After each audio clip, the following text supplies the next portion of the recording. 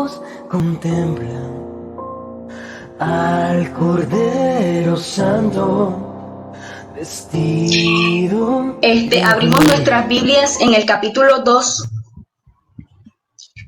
versículo del 1 al 7, y otra persona que me vaya colaborando con el capítulo 3, versículo del 7 al 3, por favor. Recording is on. Perdón, Sandra, repite, porfa. Yo voy a leer el capítulo 2, versículo del 1 al 7, y otra persona que me colabore leyendo el capítulo 3, versículo del 7 al 3. Gracias. El capítulo 2 del libro de Apocalipsis le habla a la iglesia de Éfesos y dice así: escribe al ángel de la iglesia de Éfesos. Esto es lo que dice el que tiene las 7 estrellas, el que camina en medio de las 7 candelabros de oro. Conozco tus obras, tus fatigas y tu constancia. Sé que no puedes soportar a los malos, que has puesto a prueba a los que se llaman apóstoles sin serlos, y los has encontrado mentirosos, que eres constante y que has sufrido por mi nombre sin desfallecer. Pero tengo esto contra ti: has perdido el amor del principio. Acuérdate pues de dónde te has caído. Arrepiéntete y vuelve a obrar como antes, porque si no te conviertes, iré ante ti rápidamente y te quitaré el candelabro de su puesto. Tienes, sin embargo, a tu favor que odia las obras de los nicolitas, que yo odio también. El que tenga oídos, que oiga lo que el Espíritu dice a la iglesia. Y al que venciere, de la de comer del árbol de la vida que está en el paraíso de Dios. En esta iglesia vemos claramente que Dios tiene contra él que ha dejado su primer amor. Y yo te pido, iglesia, que recuerdes tu primer amor de la juventud. ¿Cómo era ese amor de la juventud? Tú hacías lo posible por encontrarte con ese amor. Hacías lo posible por estar bien vestido, bien cambiado, muy bonito, muy simpático, para que esa persona cuando pasara te viera muy puesta. Querías siempre estar hablando, comunicándote con él.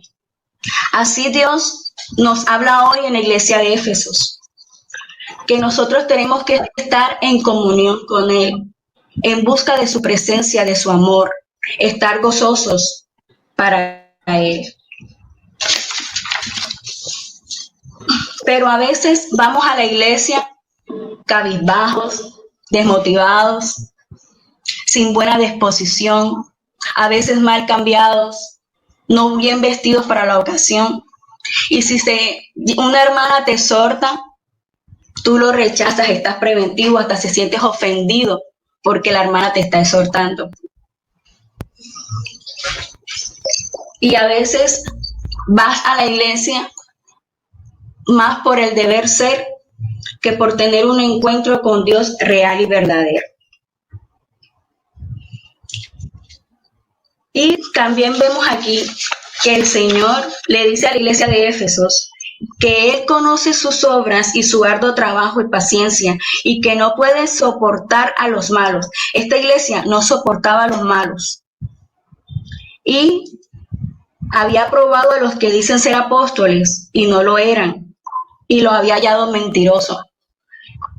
¿Qué nos dice en este mensaje? Que la iglesia llegó a rechazar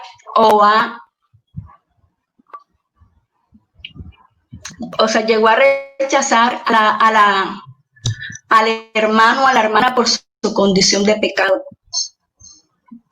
Era tanto el repudio por las malas prácticas que hacían las personas, porque ahí dice que también practicaban las doctrinas enoquitas, que la iglesia perdió lo realmente importante, esa relación con el prójimo, esa relación fraternal, afectiva con el prójimo. Y Mateo 22, del 37 al 38 dice, amar a Dios sobre todas las cosas y a tu prójimo como a ti mismo. Dejar de amar al prójimo aún cuando éste esté en error grave, ya es dejar de amar a Cristo, y ya va en contra de la palabra. Entonces, iglesia, ¿qué haces tú si llega una persona a la iglesia con preferencias ideológicas o diferencias sexuales diferentes a ti? ¿La acoges? ¿Le das ese amor fraternal? ¿La exhortas?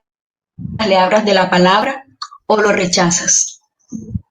Aún así, ¿qué haces si una persona que tú sabes que es hechicera y que aún así ha remetido contra ti y contra tu familia? ¿Cómo la acoges si llegas a la iglesia? ¿La recibes? ¿Le brindas ese amor fraternal? ¿O simplemente te la rechazas o te alejas de ella o dices, no, aquí no podemos estar las dos, o se va ella o me voy yo, y te vas? Aquí nos recuerda el Señor un pasaje bíblico, Mateo 18:22, donde Pedro le pregunta al maestro, ¿cuántas veces tendremos que perdonar? Y Dios dice que 70 veces 7. A veces las personas no nos han hecho nada, pero el simple hecho de tener preferencias ideológicas diferentes a nosotros nos hace rechazarla. Nos sentimos traicionados, no le perdonamos que sea diferente a nosotros. Y hago contraste con la iglesia de Filadelfia, porque diferente a la iglesia de Éfeso, la iglesia de Filadelfia, leamos el capítulo 3, del 7 al 13, por favor. ¿Quién me colabora?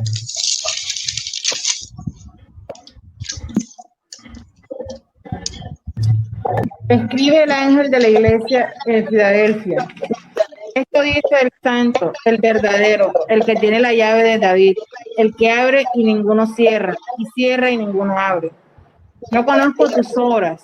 He aquí, he puesto delante de ti una puerta abierta, la cual nadie puede cerrar, porque aunque tiene poca fuerza, has guardado mi palabra y no la has negado mi nombre. He aquí, yo entrego de la sinagoga de Satanás a los que se dicen ser judíos y no lo son, sino que mienten. He aquí, yo haré que vengan y se postren a tus pies y reconozcan que yo te he amado. Por cuanto has guardado la palabra de mi paciencia, yo también te guardaré de la hora de la prueba que ha de venir sobre el mundo entero, para probar a los que moran sobre la tierra. He aquí, yo vengo pronto, retén lo que tienes, para que ninguno tome tu corona. Al que venciere, yo lo haré columna en el templo de mi Dios. Nunca más saldrá de allí. Y escribiré sobre él el nombre de mi Dios y el nombre de la ciudad de mi Dios, la nueva Jerusalén, la cual desciende del cielo de mi Dios, y mi nombre nuevo. El que tiene oído, que oiga lo que el Espíritu dice a las iglesias. Amén. Si vemos y comparamos la iglesia de Filadelfia con la iglesia de Éfeso, vemos que la iglesia de Filadelfia era totalmente a Éfeso. La iglesia de Filadelfia era notoria ante los ojos de Dios, porque ellos hacían sus obras no por ser salvos, sino porque ya eran salvos. Ellos trabajaban por amor al nombre de Dios, por su obra, por su iglesia. Y a pesar de que tenían pocas fuerzas, porque él dice, tienes pocas fuerzas por cuanto has guardado la palabra de mi paciencia, yo también te guardaré a la hora de la prueba. La iglesia de Filadelfia, a pesar de pasar por necesidades, por tener pocas fuerzas, aún hacía así la voluntad de Dios. Y esto hacía que Dios pusiera sus ojos en ella y que la iglesia fuera elogiada por él. A esto me trae un pasaje bíblico, Efesios 6:10, que dice que la fortaleza en el Señor y en el Dice, fortalecidos en el Señor y en el poder de su fuerza. David era pequeño y débil, pero aún así se refugió en la fuerza de Dios y salió victorioso ante el gigante Goliat. Así, la iglesia de Éfeso se refugiaba en la fuerza de Dios y el Espíritu Santo para seguir adelante y para hacer sus buenas obras para agradar a Dios. Mas, sin embargo, en la iglesia de Éfeso, Dios le dice que se arrepiente y que vuelva a sus primeras obras, que vuelva a su primer amor, porque si no, quitará la iglesia de su lugar. Pero si venciere, dará de comer del árbol de la vida, el cual está en medio del paraíso. Y la iglesia de Filadelfia le dice que siga así para que nadie le quite la corona, y que si sigue así, fervorosa, haciendo las obras agradables a Dios, Él le hará columna del templo de Dios. Aquí vemos efectivamente, si yo estoy llena de amor hacia mi prójimo, si yo voy a rechazar a mi prójimo por la condición de pecado, obviamente mi hermano o las personas a mi alrededor no van a querer ir a esa iglesia porque se van a sentir rechazados.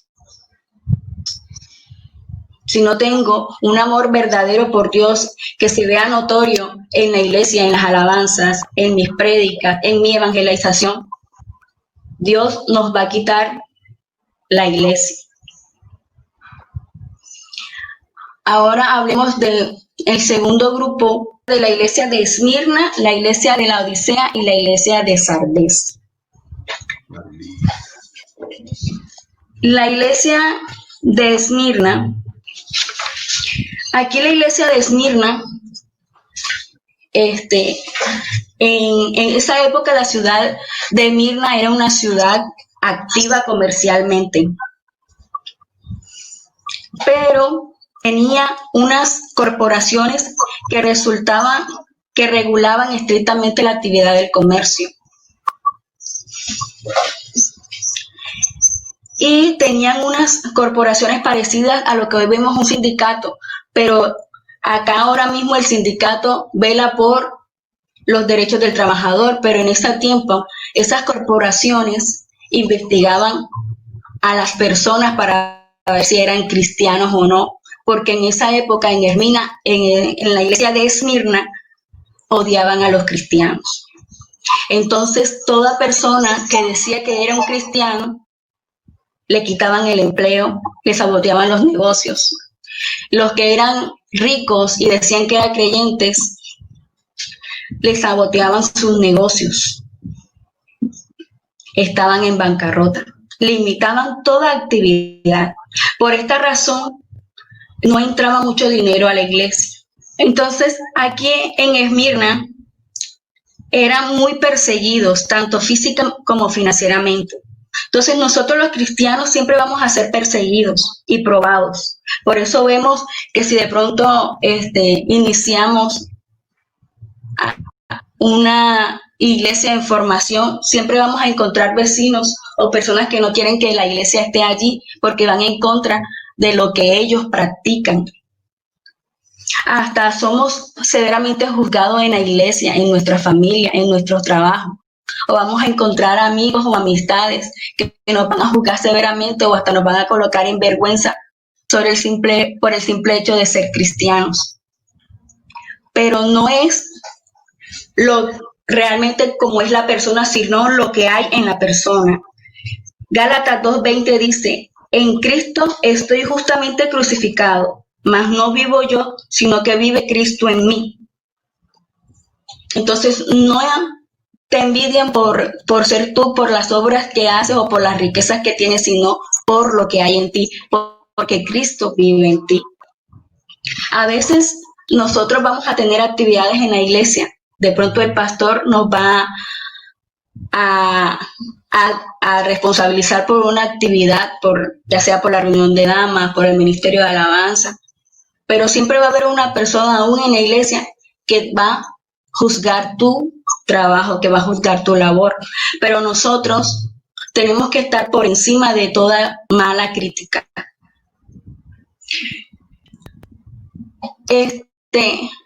Vemos también aquí el contraste con la iglesia de Odisea.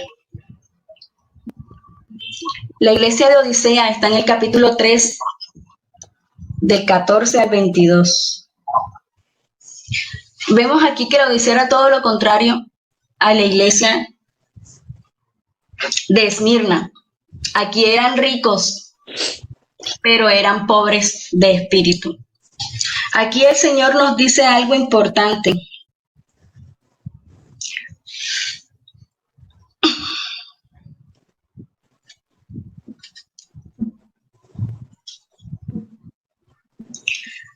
Aquí nos dice Dios que en la iglesia de Odisea no es ni frío ni caliente. Esto se asemeja a una persona que dice, yo soy de tal doctrina, pero no la practico.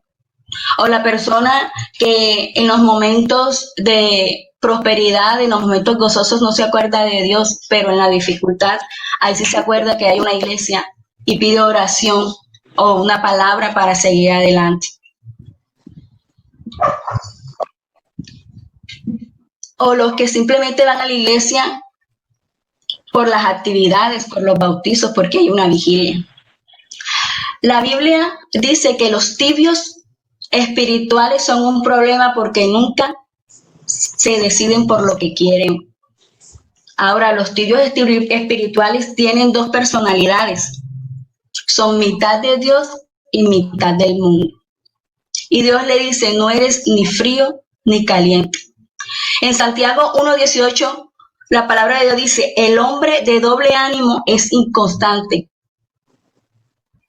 Y aquí dice algo muy importante, Señor, que es, si no eres frío ni caliente y por ser tibio, Él te vomitará de su boca. ¿Por qué dice Dios que lo va a vomitar? Porque la persona que es tibia, dice la palabra de Dios, es un símbolo de hipocresía. ¿Y cómo detectamos que un creyente no es ni frío ni caliente? Es cuando vemos que el creyente no procura por enseñar la Biblia. Es cuando vemos que el creyente no se preocupa si hay errores doctrinales, falta de compromiso por las obras del Señor. Un cristiano que no se preocupa por su crecimiento espiritual ni personal. Un cristiano sin entrega verdadera. Un cristiano falso mecánico. Es una persona que no ha nacido de nuevo, que no ha dejado su carne vieja.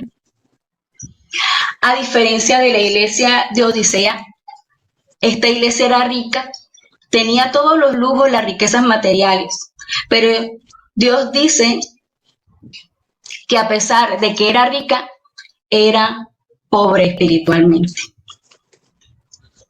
porque no se preocupaba por las cosas de Dios. En el pasaje de tercera de Juan 1:2, la palabra dice, amado, ruego que seas prosperado en todo, así como prospera tu alma, y que tengas buena salud. Si la riqueza material se convierte en el objetivo de la vida, perdemos el norte de lo que verdaderamente es importante, que es Dios. Mas, sin embargo, Dios en su infinita misericordia nos dice que nos arrepintamos, que volvamos a revivir ese primer amor, que revivamos la comunión con Él, que escudriñemos la palabra, que estudiemos la palabra, que evangelicemos.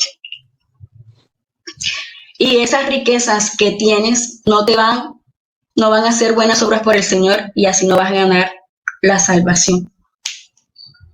Pero si vencieres, Él te dará el trono de su Padre, porque así como Él vino y venció al mundo, nosotros también, unidos al Señor,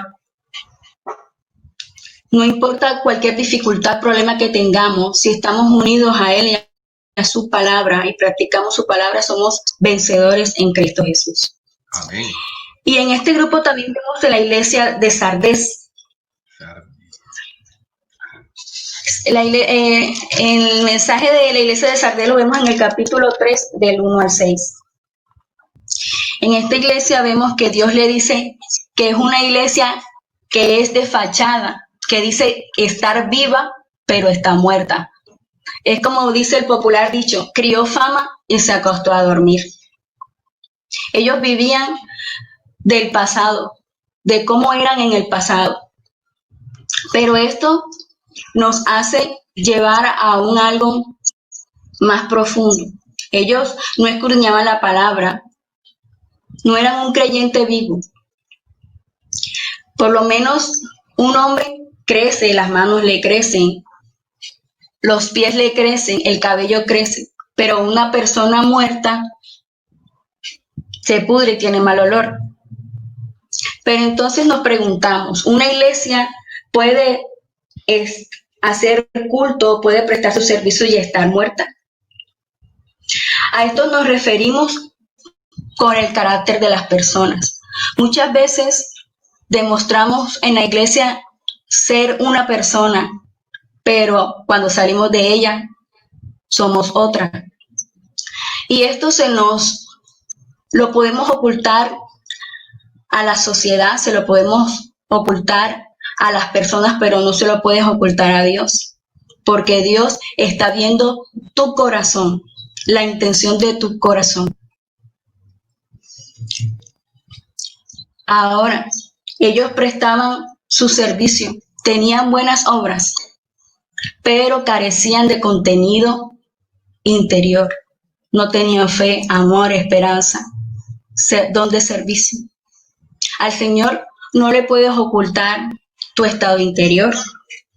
Por eso Él puede decirle a la iglesia qué iglesia está viva y qué iglesia está muerta. Hay personas que en la iglesia muestran un estado de santidad, pero en el trabajo, ¿cómo son? En sus casas, ¿cómo son? Hablan mal de las personas, dicen mentiras, son piedra de tropiezos para otras personas. Esto no lo ve con buen agrado al Señor. Esto no llega como olor fragante ante los ojos de Dios. Es una persona que no ha nacido de nuevo, que no ha dejado su carne vieja. Entonces, ¿y cómo saber si tenemos el Espíritu Santo vivo en nosotros?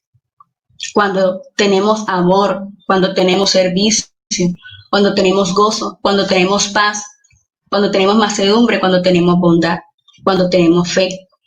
¿Y cómo la iglesia puede estar viva? Cuando evangeliza, cuando crece, cuando está muerta para el pecado, pero vive para Dios. Una iglesia viva no murmura, no es perezosa, siempre está dispuesta y comprometida con la obra del Señor.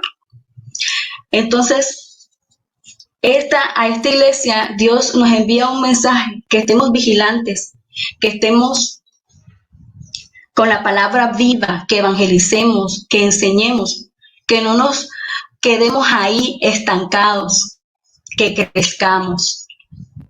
En el tercer grupo encontramos la iglesia de Pérgamo y la iglesia de Tiatira.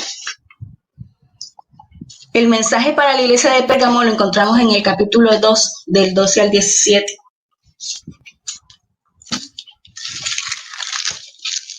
¿Lo leo? Sí, por favor. Pero mi Biblia es Dios habla hoy. Léelo, no importa, léelo, por favor. Esa Biblia me encanta. El mensaje a Pérgamo. Escribe también al ángel de la iglesia de Pérgamo.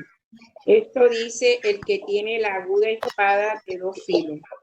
Yo sé que vives donde Satanás tiene su rostro. Sin embargo, sigues fiel a mi causa.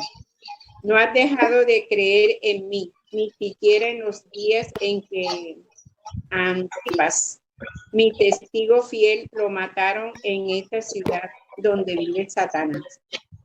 Pero tengo unas cuantas cosas contra ti, que ahí tienes algunos que no quieren apartarse de la enseñanza de Balaam, el cual aconsejó a Balac que hiciera pecar a los israelitas, incitándolos a comer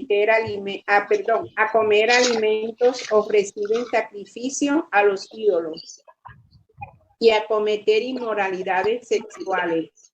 También tienes ahí algunos que no quieren apartarse de la enseñanza de los nicolaitas. Por eso vuélvete a Dios, de lo contrario iré pronto a ti y con la espada que sale de mi boca pelearé contra ellos.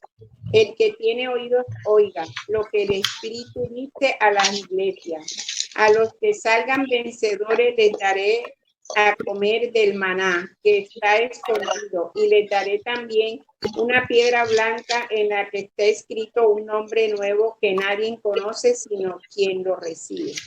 Amén. Pérgamo practicaba una mala doctrina, y al inicio del mensaje, al inicio del mensaje de esta iglesia, es que Dios se describe a sí mismo como la espada aguda de doble filo. Esto hace referencia al pasaje de Hechos que dice, Hechos 4:12, porque la palabra de Dios es viva y eficaz y más cortante que una espada de doble filo, que penetra hasta partir el alma y el espíritu. Por eso, Dios confronta a la iglesia de Pérgamo, ¿verdad? Porque está practicando malas doctrinas, porque va en contra de la palabra de Dios. ¿Y qué es la doctrina de Balaam? La doctrina de Balaam se puede definir como una enseñanza que con toda intención busca que se violen los decretos, los designios y la palabra de Dios, la justicia divina y los principios de santidad, para que eso sirva de tropiezo a los santos y caigan en maldición. Entonces, aquí llevábamos una falsa doctrina, dice el Señor, que esa iglesia todavía tenía personas que practicaban esas doctrinas y que ellos aceptaban y toleraban esas doctrinas. Entonces, una falsa doctrina de hoy en día podría decirse que nos digan que aceptemos el matrimonio gay por el sentido de igualdad, o que idolemos a los ídolos porque son instrumentos inspirados por fe, que cometas adulterio porque es una forma de amor, que le robes a los ricos porque es una manera de la igualdad, porque ellos te roban, los que tú tienes se aprovechan. Estas son malas doctrinas. Y la iglesia de Tiatira también practicaba malas doctrinas. Ella permitía que llegaran las personas, por lo menos en la iglesia de Tiatira llegó un falso profeta, ¿verdad? Y aquí también nos referimos a un pasaje bíblico, Mateo 24:11. Muchos falsos profetas se levantarán y engañarán a muchos. Hace que anteriormente las personas decían que eran profetas y las personas le creían. Pero esta persona tenía algo en particular y la comparaban con Jezabel, porque tenía las características y las cualidades de Jezabel. Era una hija pagana, predicaba era fornicaria, hechicera, incitadora de sus esposos para que hicieran el mal, era destructora de los profetas de Dios, enseñaba las herejías, incitaba a otros a pecar, había promiscuidad sexual y comida sacrificada a los ídolos. Entonces la intención y los seguidores de los seguidores de Balaam y de los nicolaítas y de Jezabel era la misma: engañar al pueblo, convenciéndolo de que adoptaran un estilo de vida que les permitiera ser aceptados por el mundo y seguir siendo los miembros de la iglesia. Pero nadie puede servir a dos señores, no podemos servir al mundo y a Dios. Y Dios aborrece el pecado, pero ama al pecador. Dios es intolerante al pecado. Esto nos recuerda un pasaje bíblico en Génesis 19, 24, 25. Dios elimina a Sodoma y a Gomorra porque no tolera el pecado. En Gálatas 5, 19, 21 se manifiesta sobre las obras de la carne: la fornicación, el adulterio, la hechicería, las contiendas, los pleitos. Dios rechaza el pecado, Dios es intolerante al pecado. Pero así como en Gálatas 5:19 nos habla sobre las contiendas y sobre los pleitos, nosotros en nuestra iglesia también podemos tener contiendas, pleitos, peleas. ¿Y cómo tú actúas frente a eso? Aquí lo realmente importante es que estas dos iglesias toleraban el pecado. Veían que una persona pecaba o daba una mala doctrina y lo aceptaban. Iglesia, ¿tú cómo toleras el pecado? ¿Hasta dónde eres capaz de llegar por ser aceptado en la sociedad, por no perder un empleo? Porque tenemos que ser conscientes que en esta vida nosotros vamos a tener que tomar decisiones importantes, ¿verdad? Y una decisión buena o mala va a repercutir en nuestra familia, en la iglesia, en nuestro diario vivir. Y esto no va a repercutir una experiencia positiva o una experiencia negativa que tenemos que asumir. Pero es responsabilidad de todo creyente cuidar la casa de Dios, de protegerla, de esos líderes y pastores que no están calificados para llevar la palabra. Porque si nosotros permitimos eso, las consecuencias van a ser desastrosas tanto para nosotros como para nuestra familia. Mas, sin embargo, Dios es misericordioso y le dice que Él toca tu puerta, ¿verdad? Si tú la abres y te arrepientes, Él te dará de comer del maná, el pan del cielo, el maná escondido. Te dará autoridad sobre las naciones. Pero si no te arrepientes, Él te exterminará. Tendrás dolor, aflicción. Entonces, vemos que el mensaje para esta iglesia, Dios siempre se describe a sí mismo, que Él es el principio y el fin. Él es el que murió y vivió. Él es el que tiene la espada en su mano de doble filo. Que si te arrepientes de tus pecados, de esa situación que te hace pecar,